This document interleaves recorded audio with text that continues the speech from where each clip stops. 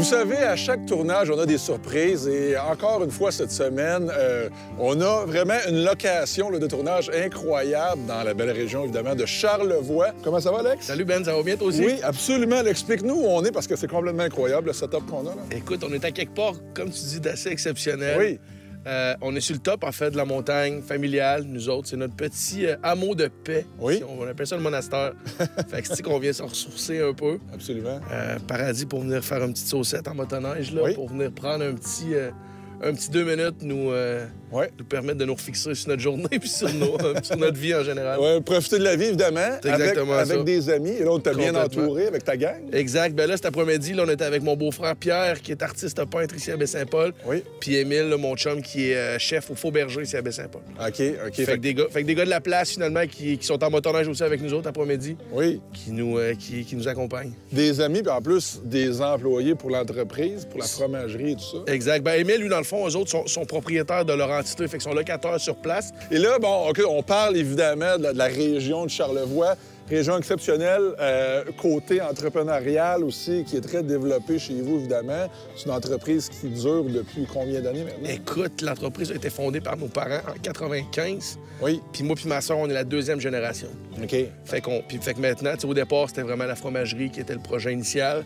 Maintenant, là, vraiment, on s'est diversifié. Fait qu'on a la distillerie qui est là aussi, puis le vignoble. Donc, plusieurs produits différents, C'est ça, plusieurs exactement. produits locaux. Ça reste le même métier quand même. Là. Oui. Tu sais, on reste des transformateurs alimentaires, Ouais. agrotouristiques. Oui. Mais oui, plusieurs chapeaux en même temps. Puis, évidemment, il y a d'autres fournisseurs là, dans la région. Peux-tu nous en parler un petit peu, les autres entreprises avec lesquelles tu collabores? Ah, ben écoute, c'est sûr que dans la région de Charlevoix, ça a toujours été reconnu pour être une destination où est-ce qu'il y avait plusieurs produits, Oui. justement, locaux aussi Oui. disponibles.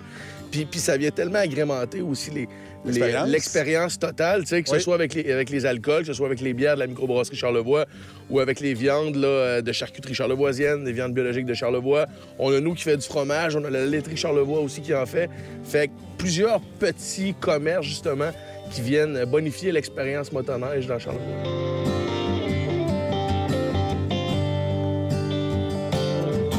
Yes! Émile Tremblay! Émile Tremblay, qui est le chef. Les Faux Bergers, exact. On est avec nous autres après-midi. Et là, il nous a préparé un petit quelque chose. Incroyable.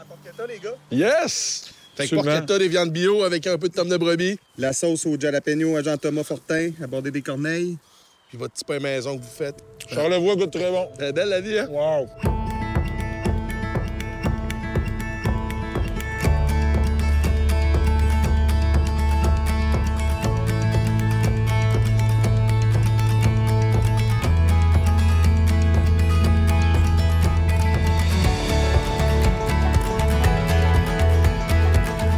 En gang comme ça, faites-vous souvent des petits lunchs comme ça ici, parce qu'on s'entend que c'est magnifique, là, on décroche. Puis...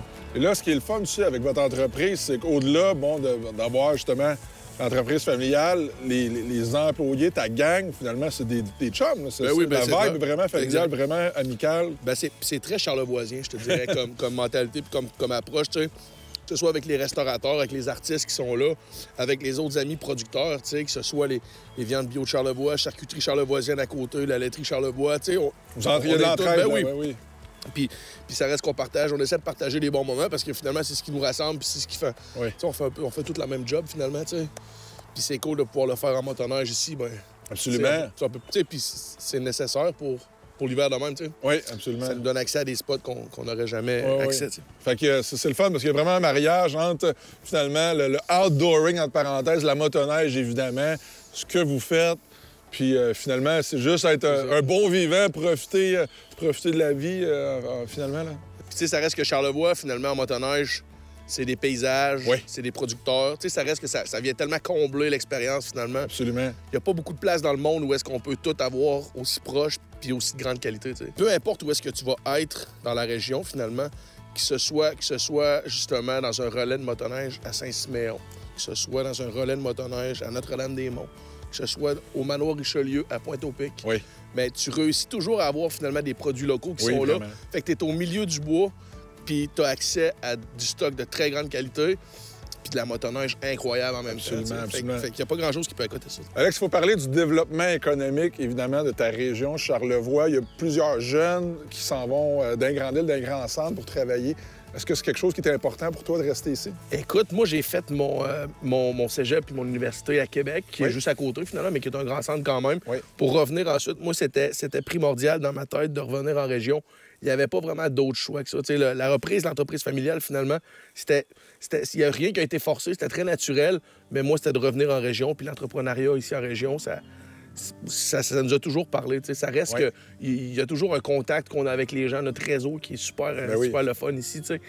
Mais on sent ici dans Charlevoix qu'il y a une attractivité justement pour ces jeunes professionnels-là qui reviennent de plus en plus, que ce soit des jeunes qui sont nés ici puis qui reviennent, ou des gens de l'extérieur qui viennent travailler ici là, avec les différents projets qu'il y a sur place. Puis maintenant, le télétravail, ça fait en sorte que les gens peuvent venir dans une destination comme ici. Tu sais. Ouais, c'est intéressant. L'attrait est toujours là. Complètement. C'est super le fun d'avoir des jeunes comme toi, justement, qui reviennent finalement aux sources. Puis avec une région comme ça, je pense qu'on ne peut pas les blâmer. C'est complètement incroyable. Donc, chapeau. C'est une très belle initiative. Donc là, on a ici ton Renegade, c'est ça? Exact. Parle-nous-en. Écoute, c'est un 2019 que j'ai acheté. C'est un hybride. Pour moi, c'est parfait. T'sais, ça me permet de pouvoir faire du hors-piste ici. T'sais, ça reste qu'on est une destination motoneige hors-piste qui est intéressante parce qu'on a de la neige. Mais en même temps, les sentiers fédérés sont tellement beaux, puis on a tellement des beaux moments aussi. Fait qu'un hybride pour la région de Charlevoix, je considérais que c'était parfait pour nous. T'sais. Puis le moteur, le 850, c'est tout en douceur, puis ça a l'accélération, la puissance quand tu le veux l'avoir. Fait que pour moi, c'était la machine idéale. Là, Comme tu dis, c'est un hybride parfait pour vous autres. Puis justement, tu as un énorme terrain, je devrais dire un domaine finalement, en arrière de l'entreprise familiale où tu peux justement faire du hors-piste sur ton propre terrain. Sur mon propre terrain. Avec de la belle neige molle et tout ça. Donc c'est vraiment les conditions parfaites finalement pour une machine comme ça. Exact. Puis ça nous fait apprécier tous les moments finalement. T'sais, nous, la beauté qu'on a, c'est qu'on part en arrière de la maison. T'sais. Oui. Pas besoin de trailer, pas besoin. On part puis on se rend justement sur les différents sentiers. Moi, je pars d'ici, je me rends à Saint-Siméon, je me rends à la Malbaie, Pointe-au-Pic. On se promène parce que les beaux relais sont beaucoup dans ce coin-là aussi. Il y en a des beaux ici dans le coin, mais les belles destinations, vraiment, là, vers l'est de Charlevoix, là, on a beaucoup de plaisir là-bas quand on va se promener.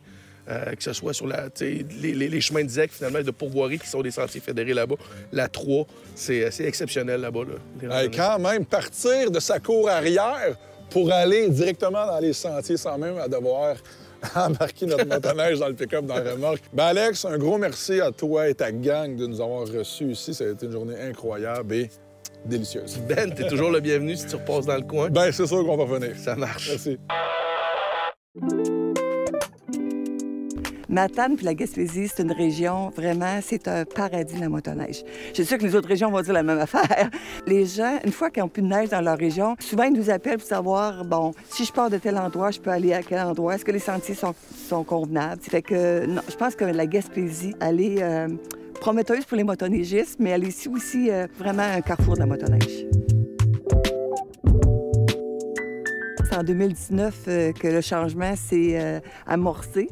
Les clubs allaient chercher leur financement à partir de la vente des droits d'accès, une partie de la vente des droits d'accès. Mais naturellement, les clubs, comme les régions comme les nôtres, on a 18 clubs dans la région de Gaspésie des Îles-de-la-Madeleine, c'était très, très exigeant parce que pas de faire la pratique de la motoneige puis d'ouvrir les sentiers, mais c'est d'avoir les moyens d'entretenir les sentiers. Puis il y a eu des recommandations mis auprès de la Fédération en disant qu'il faut revoir, en fait, le mode de financement des clubs.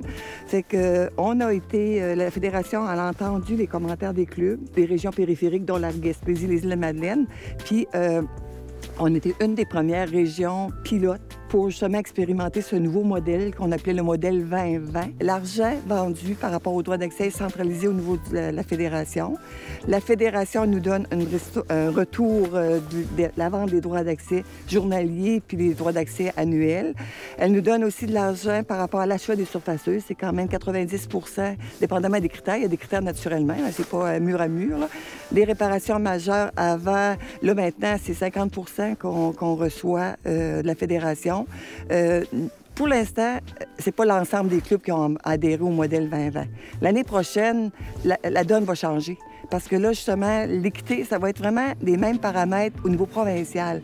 Fait que pour les régions comme les nôtres, plus on surface, plus c'est payant. En arrière de moi, là, c'en est un beau sentier. Parce qu'il y a les conditions idéales pour, justement, les adeptes de la motoneige. Au tout début, le modèle 2020, c'est sûr qu'il y avait des résistances de la part des clubs pensant qu'elle allait perdre au niveau des sources de revenus, ce qui n'a pas été le cas. Bien au contraire, ça a été vraiment un plus pour les clubs. Ça prend une organisation qui est bien structurée, avec une planification pour préparer la saison. Puis aussi, nous, la région, ce qui est populaire, c'est les chic-chocs. Les chic-chocs, tout le monde veut voir les chic-chocs. C'est de toute beauté. Je ne sais pas si vous êtes déjà allé dans les chic-chocs, mais c'est vraiment de toute beauté. Fait que je pense que on offre cette possibilité-là aux motoneigistes. On se développe de plus en plus, justement, pour devenir, comme je le disais tantôt, un paradis de la motoneige. Le 78, Carl Daigle. Les courses de moto sur glace, c'est ma grande passion. J'ai commencé les courses de moto en 98, dès l'âge de 8 ans.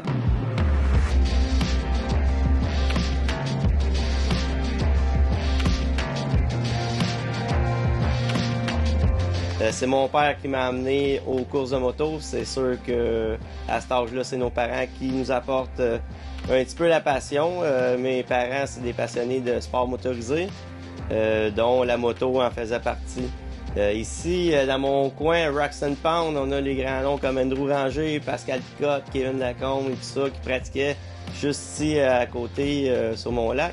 Donc, ça m'a apporté la passion là, fortement là, dès mon jeune âge.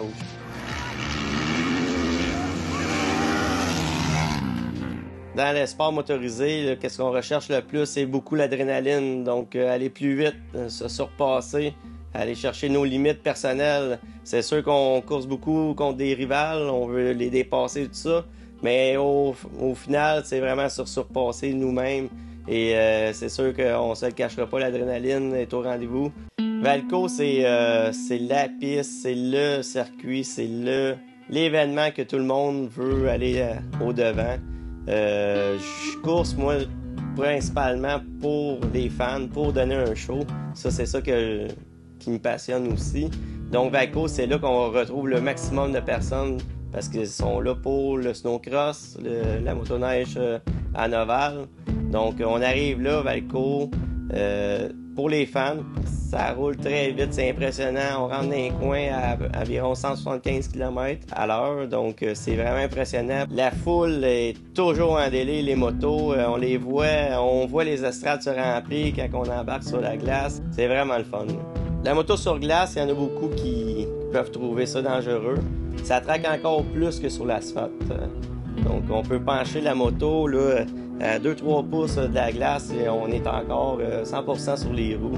C'est vraiment le fun. C'est un beau sport hivernal, plein air. Les courses sur glace, c'est pas dur. Courses ou s'amuser sur glace, vous prenez votre motocross. Ça vous prend un set de pneus, 18 pouces ou 19 pouces à l'arrière ou 21 à l'avant, ou peu importe la sorte de moto que vous avez. On va fabriquer le pneu qui fit avec votre moto. La première chose que vous allez faire, c'est mettre des gardes sur les ailes, des protège-roues qu'on appelle. C'est vraiment là, pour protéger vous et les autres. C'est très important. Les pneus, ça coupe, c'est comme une scie mécanique, donc on veut pas se faire mal. C'est même pas négociable, ça prend vraiment des racks, même pour vous. Et par la suite, ça va prendre un coupe-moteur si vous tombez. Donc on en retrouve en motoneige ou les autres disciplines. Si vous tombez, ça coupe le moteur, donc la roue va arrêter de virer. Donc c'est ces trois choses principales-là à faire.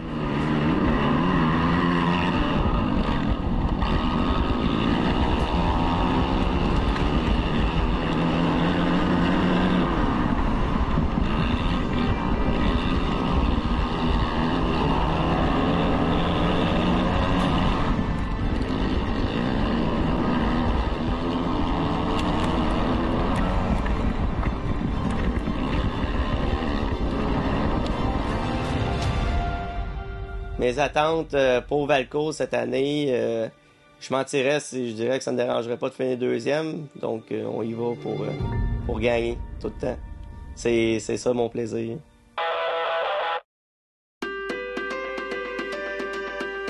Sur les sentiers de motoneige comme sur la route, on respecte les règles de sécurité et bien sûr, on adapte notre conduite aux conditions de température.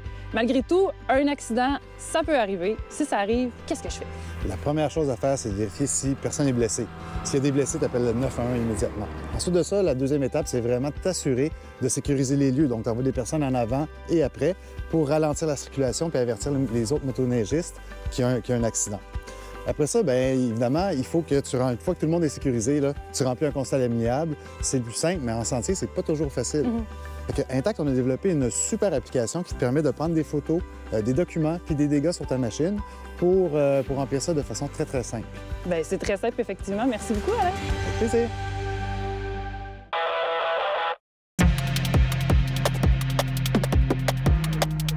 Robert, on est dans la belle région de Charlevoix et aujourd'hui, tu livres les machines chez Top Location. Peux-tu nous en parler? Ben oui, fait qu'on est là, on fait un démo avec Top Location en préparation pour leur livraison qui s'en vient avant la fin de cet hiver. Ils vont avoir 2 motoneiges nomades. C'est les modèles qui sont en production actuellement. C'est le modèle utilitaire pour permettre aux clients de Top Location d'essayer la motoneige électrique ici dans le coin de la Malbaie pour profiter de Charlevoix. Pierre, ça fait longtemps que tu es dans l'industrie de la motoneige. Tu as vu des nouveaux modèles arriver, partir. Mais là, grande révolution avec Taiga, les motoneiges électriques. Ça va être nouveau pour toi. Peux-tu nous dire un peu comment tu vois l'avenir avec ces motoneiges-là? Je pense que ça va être la motoneige qu'on va offrir aux clients qui veulent faire des 2 heures, des 3 heures, puis qui ont des amants de la nature aussi. Oui. Qui veulent faire de la motoneige de contemplation. Oui. Que ça soit au niveau du son, au niveau de l'approche. On va avoir de plus en plus de clients québécois ou internationaux qui vont vouloir faire ça. Des clients qui n'auraient peut-être pas fait de la motoneige en temps normal, mais là, vu que c'est un nouveau produit, c'est 100 vert, là, peut-être qu'il va y avoir un intérêt. C'est ce que je pense. Oui. J'y crois. Là. Les gens, ils vont peut-être être attirés parce que n'oubliez pas que la motoneige, ça nous amène dans des endroits que ça prendrait 2 jours en raquette ou en ski. Là, on y va dans la journée. Oui. Puis tout le monde va aimer la motoneige électrique parce que tu l'as essayé, je l'ai essayé, ça a un petit quelque chose, puis la performance est là. On tombe à un autre niveau. Puis on aime ça, découvrir des nouvelles choses là, agréables. Là, mais moi, je l'ai essayé, comme tu dis, puis c'est un peu... c'est comme si on arrivait dans le futur avec cette machine-là quand on s'assoit dessus, parce qu'il n'y a pas de bruit de moteur, fait qu'on profite vraiment de notre randonnée. Il y a vraiment une grosse différence de ce côté-là. Et je pense que ça va aller chercher une clientèle, comme je disais, qui n'aurait peut-être pas fait auparavant, mais là, vu que c'est 100 électrique, ça va amener des nouveaux clients dans l'industrie, dans le sport, donc ça va être super positif au bout de la ligne. Mais moi, c'est vraiment l'expérience que j'ai eue en sentier, voir aucun bruit. C'est tellement relaxant. Oui, c'est le fun. Oui. Tu as raison. Là. Absolument. Puis au niveau d'un locataire, je pense que l'entretien, ça va être encore plus facile. C'est un gros plus aussi pour plus d'essence pour à avoir près du centre. Des straps qui pètent. Des straps qui pètent. Oui, on se comprend. Ça fait que je pense que oui, ça va être beaucoup plus économique sur l'entretien puis beaucoup plus fiable on va dire à court terme ou à moyen terme. Absolument. Bon, les Taiga qu'on a aujourd'hui, c'est le modèle nomade. C'est le premier modèle, première génération. Qu'est-ce que tu as remarqué de la motoneige que tu aimes, des trucs à faire ou à ne pas faire ou peu importe? Là? Les choses que j'aime, c'est ça. C'est sa souplesse, c'est sa douceur. À cause des modes qu'on a, les modes de puissance qu'on peut changer. Puis, tu peux gérer le mode selon le client, selon l'utilisateur. Puis, ça risque d'être meilleur, plus facile, moins dangereux.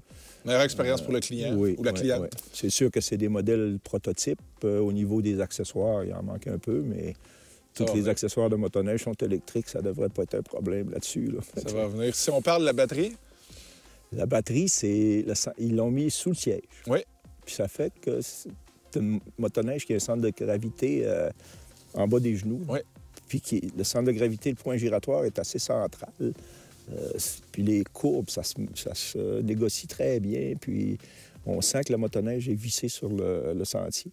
Moi, ce que j'ai ressenti comme feeling, c'est vraiment que c'est une motoneige qui est très accessible pour monsieur, madame, tout le monde qui n'ont pas d'expérience, qui est facile à conduire. Oui. oui, oui. Puis on n'a pas besoin d'augmenter la révolution du moteur. Hein. Non. C'est instantané, mais tout en douceur. Là. Oui, absolument. C'est vrai que c'est une grosse différence aussi avec les motoneiges à essence, justement. Le fameux point où que la motoneige commence à avancer, motoneige à essence versus électrique, il n'y a pas de délai, c'est automatique.